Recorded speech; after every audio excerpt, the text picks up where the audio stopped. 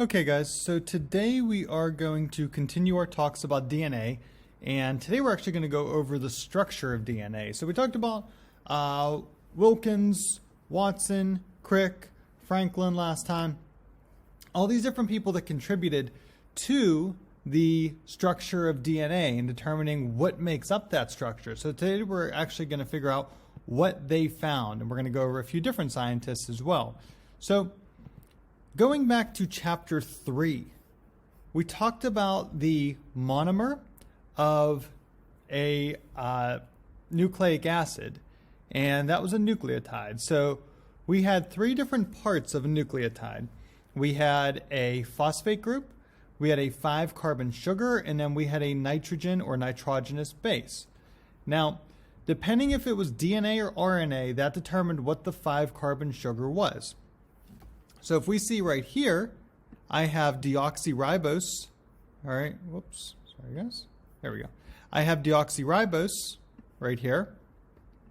If this were RNA, it would actually just be ribose. So we would actually cut the word short. Ribose is just for RNA, and then deoxyribose is going to be for our DNA. All right, so just a little bit different sugars there. Also, there's going to be a nitrogen base, and they're going to be pretty much the same for DNA and RNA with one minor difference, and we'll talk about that difference later.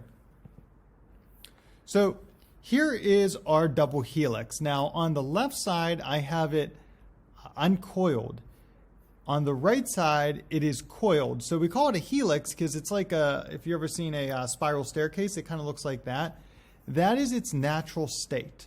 On the right, on the left here, this is it unwound. Why do we unwind it? Well, during DNA replication, it actually does get unwound, but it's a lot easier for us to identify the parts if it's unwound. So I'm not going to wind it up, guys, when I do the diagrams. I think it's much easier to have it unwound, but just know it is in a helical form. So before we get to the whole structure and me drawing everything out for you guys, let me go over the different nitrogen bases. Now again, there's 3 parts to a nucleotide. There is the phosphate group, there is the 5-carbon sugar, and there's the nitrogenous base. Now if we're talking about DNA, so let's start with DNA. There are 4 different nitrogen bases for DNA. There's adenine, and I'm just going to abbreviate them here. There's thymine, there's guanine, and there is cytosine. So these are our 4 nitrogen bases. Now, the structure of these nitrogen bases is going to be a little bit different. The first 2 we're going to talk about, these are the purines. All right, so we're dividing them into 2 groups. Here's how I always remember it. I was taught this way in high school. Pure agony. All right. The purines, think of it pure, purines, and then agony begins with AG. The agony part of that is adenine and guanine. So pure, agony, yeah, that's how we remember it, because agony begins with AG and AG stands for adenine and guanine. Okay. So the purines are adenine and guanine. If you notice here, and going back to chapter 2, actually, these ones have 2 rings if we outline them. So our purines, each one of them is going to have 2 rings. It's a 2-ringed structure. All right, that's going to be important later on whenever I draw everything out for you guys. The other ones are called the pyrimidines, and how I remember the pyrimidines is for the ring structure here. Sorry, I'll turn the lights back on in a second. Let me get my thought across here. The pyrimidines begin with like something almost looks like pyramid. And if you guys remember from ancient Egypt, the pyramids were pretty much like a one-ringed structure. Each one of our pyrimidines are going to only consist of 1 ring. And then the other thing I want to mention, which let me allow you guys to see the bottom here. All right. There are 3 different nitrogen bases for our pyrimidines. So the purines were AG. They were adenine, they were guanine. Our pyrimidines are the other 3. Cytosine, thymine, and uracil. So this is going to help us differentiate between what nitrogen bases are in DNA and which ones are in RNA. So DNA is going to be A, T, G, and C. A and G are the purines. T and C are the pyrimidines. Now, if we go to RNA, A is still there. G is still there. C is still there. However, T actually is no longer there in RNA. It's actually a U instead. So it's adenine, uracil, guanine, and cytosine. Okay? So this one here are thymine. This is DNA only. And then this one down here are uracil. This is RNA only. Okay? So that is the difference between our pyrimidines and our purines. Make sure you guys know pyrimidines, 1 ring. Purines, they have 2 rings. All right. Oops. Okay, so again, guys, I told you it was like a spiral staircase. I want you guys to see from the picture on the left here that our nitrogen bases are going to be in the middle. And we call it a double helix because it's actually 2, I guess we can call them ladders, or it would be like 2 staircases. But there's 2 of them, and they are going to bind together in the middle. So you can see there, as we go across the middle here, we have an A on this side, and it's bonded to a T on the other side. So the T is on the reddish orange, I guess, staircase. And the other one, the A, is going to be on the blue side of that staircase. Okay?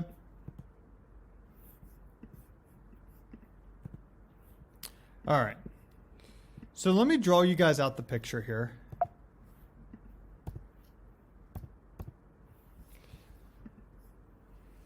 And I'm not going to draw all of DNA. I'm just going to draw a little bit of it. All right? So I'm going to start off drawing the phosphate.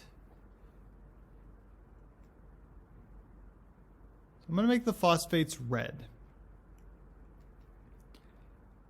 Coming down from that, we are going to have our 5-carbon sugar. There's an oxygen in the middle there. And then attached to that, we are going to have our nitrogen base. Okay?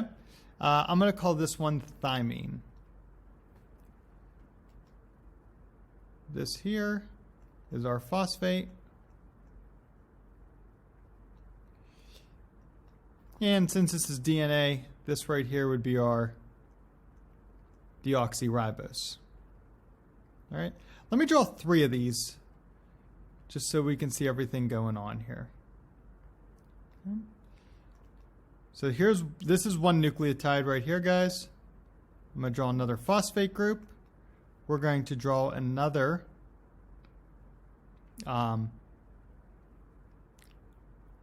deoxyribose sugar here. And then I will make a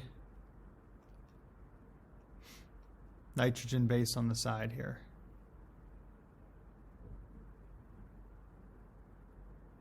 All right. Now, if you notice, I made this one a little bit longer. I did that on purpose, and you'll see why here in a minute. Let me draw 1 more. There's our phosphate.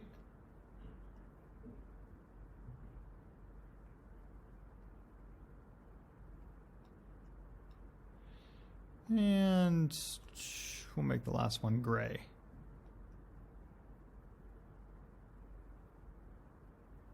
And we'll call this one a C. All right. So here's the one side.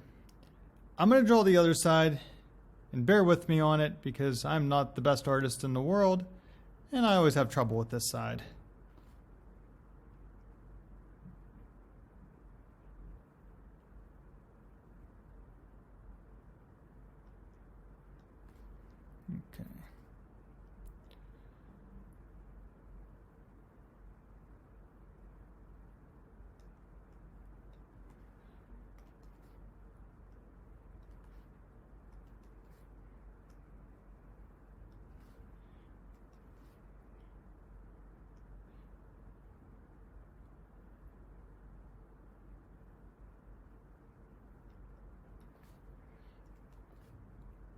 So if you're noticing, keeping my colors consistent here, C's are all gray, the G's are all blue, and the C is always bonded to a G. So what this tells us is that we are always going to have a C bonded to a G, and also we are going to always have a T bonded to an A. Okay, so a few things we're going to go over on this picture, guys. One, if you notice, I made the A and the G. A and G are bigger than the C and the T. Let's talk about why first. Well, A and G, they're the purines. Remember, purines are pure agony. So purines, A, G. They each have 2 rings, okay? Where our pyrimidines, our T, our C, and our U, which U is not in here because I'm drawing DNA, only have 1 ring. So because A and G have 2 rings, they're going to be a little bit longer going across. The T and the C, since they only have 1 ring, they're going to be a little bit smaller than A and G. Regardless of that, as we go across from one side to the other side, we should have 3 rings. A has 2, T has 1. G has 2, C has 1. C has 1, G has 2. Okay? What this does is it keeps our DNA the same distance the whole way down. If we were to have an A bonded to a G, think about what I just said there, I'll repeat it. An A bonded to a G, those are both purines. They both would have 2 rings. This means going across we would have 4 rings, and that would cause our DNA to actually go outward at that little point. We don't want that, okay? So that's the first thing I wanted to mention. Second thing, here's what I'm going to do. We are going to label the carbons, all right? Now, deoxyribose, our 5-carbon sugar, which I drew in black here, it has 5 carbons. 5-carbon sugar, 5 carbons. Makes sense, right? This right here up top is the oxygen. That is not a carbon. But at every other point here, we have a carbon. So this is carbon 1 right here. This is carbon 2 right here. This one is carbon 3. This is carbon 4. And this is carbon 5 up top. Okay? And the same thing here. Carbon 1, carbon 2, carbon 3, carbon 4, and carbon 5. Each one we could do the same thing. Over on the other side, we have to label it the same exact way, but if you notice, it's upside down. We say DNA is anti-parallel to one another because they are the opposite. So if the O is facing up, the other side of that O better be facing down. But we're going to label them the same way. So if you notice, we started at the O, and we went clockwise around when labeling. We're going to start at the O, and we are once again going to go clockwise. So this is going to be number 1, number 2, number 3, number 4, and number 5. Okay? All right. So our last thing we got to do with this diagram, guys, is we are going to assign sides of our DNA. And we call them 5' and 3' sides. It's pretty much like North and South Pole. You guys know we have a North Pole, we have a South Pole. In DNA, we have a 5' side, we have a 3' side. So what you do here is you look at the carbons, all right? Whatever carbon is facing upward, that's going to be the 5'. So we use 5', all right? And the other side would be 3'. It's always going to be the opposite. Okay. Another way you could think of this is the phosphate points toward the 5' side. If there's no phosphate, it's the 3' side. But if you notice that 3, in each one of these, that 3 or third carbon is pointing downward, and the 5 is pointing upward. So the 5' side, 3' side. Okay. We could do the same thing over here. Look. I'm just going to use this middle one. The 3' is pointing up now, so this side would be 3'. The 5' is pointing down, so this side is not a good color for that area. We'll switch to black. This side would be our 5'. Okay. Whatever this is on this side, which is 3', we better have the opposite on the other side. So if this is 3', that has to be 5'. You will never have a 3' there. That's not correct. Okay. So we always have to have the opposite on the opposite side. So if this is 3', that better be 5'. If this is 5', that better be 3' on the other side of it. And if this is 3' across from it, we better have 5'. So it's always going to be the opposite of what you guys see. Those are the only two numbers you're going to use. It's always going to be either 5' or 3'. This is our north and south poles, okay? So that's pretty much the structure of DNA. We have 3 parts to it. We have our phosphate group, we have our 5-carbon sugar, and we have our nitrogen bases in the middle. All right. Now, we're going to go over this in a minute here, but when our DNA, the notes will be available for you guys, but when our DNA splits, it is going to split right here. So we do have some bonds, in this area here. When the DNA splits, it splits right here. So we know that these bonds right here have to be weak bonds. And if you remember what type of bonds are weak, they are hydrogen bonds. Okay, we want them to be able to break in between our nitrogen bases, separating our two sides of our DNA ladder. All the other ones, we want them to be nice and strong because we don't want them to break. So here, and if I draw a little funky arrow there, here, these are all going to be strong bonds. And if you remember in the past, these are covalent bonds. Okay? So the only place there are hydrogen or weak bonds in our DNA is going to be right up the middle there. All of our covalent bonds are going to be just keeping that ladder, keeping the side of the ladder together. So the phosphate bonded to the 5-carbon sugar, that's a covalent bond. The 5-carbon sugar bonded to the nitrogen base, that's a covalent bond. But our nitrogen base bonded to our nitrogen base, that is a hydrogen bond.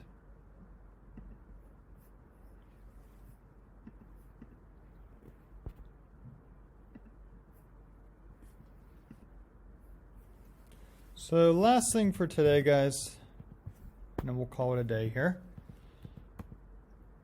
So this is what we talked about. We got our covalent bonds. They're going to be between the phosphates, the oxyribose. They make up the outside or the rungs of our ladder. I'm sorry, the sides of our ladder. So sometimes they'll say this is the backbone of DNA.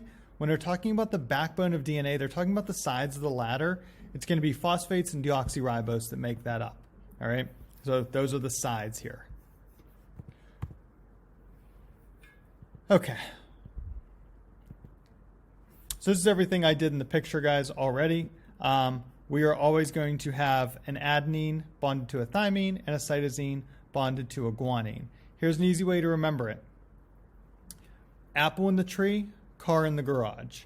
Apple in the tree, adenine to thymine, car in the garage, cytosine to guanine. All right, so we're always going to have a purine with a pyrimidine. It's never going to be purine to purine or pyrimidine to pyrimidine.